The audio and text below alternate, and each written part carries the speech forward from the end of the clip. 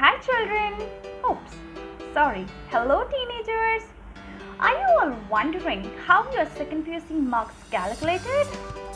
Well then, this video is for you. So without further ado, let's get started!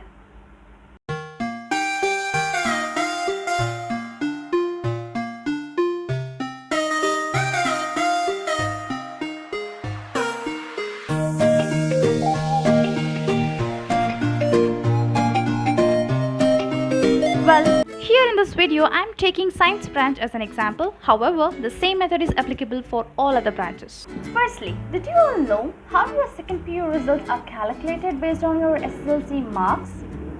Well, let me tell you, regardless of your SSLC percentage, it is based on the marks scored in each subject in your SSLC. Little confusing, isn't it? Don't you worry. Math's point of view is back with a video that describes everything in detail. So firstly, let's start with SSLC. What percentage of SSLC will be taken? Any idea? Yes, it is 45%. However, the question here is, will they consider 45% directly from your SSLC marks? Well, the answer is no. Instead, they have included some calculations here. So let's see how it works. Let's look into an example. We are looking at an example marks table for SSLC now. One thing to notice here, guys, for the first language subject, the total marks is not 100 but 125. Hence, we need to convert the obtained marks for 100 in order to get the updated marks for the first language subject. Now let's see how the revised table looks like. As you can see, the first language subject score is changed with the updated score, which is 72. Likewise, the total marks and percentage are also changed accordingly. Well, now that we are ready with our revised marks table, let's take average in language subjects. While calculating the average for language subject, we are only considering the two highest scored subjects. Likewise, let's take average for the core subjects as well. The same formula is applicable. 45% of the average is going to be our final scores.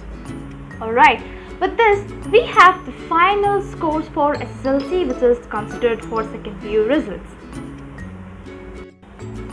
Let's quickly look into first PUC marks table as well. This is also an example 1.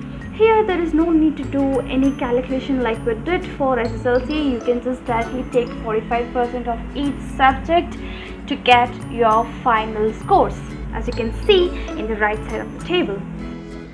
Now it's time to look into the final table that gives the result for second PUC.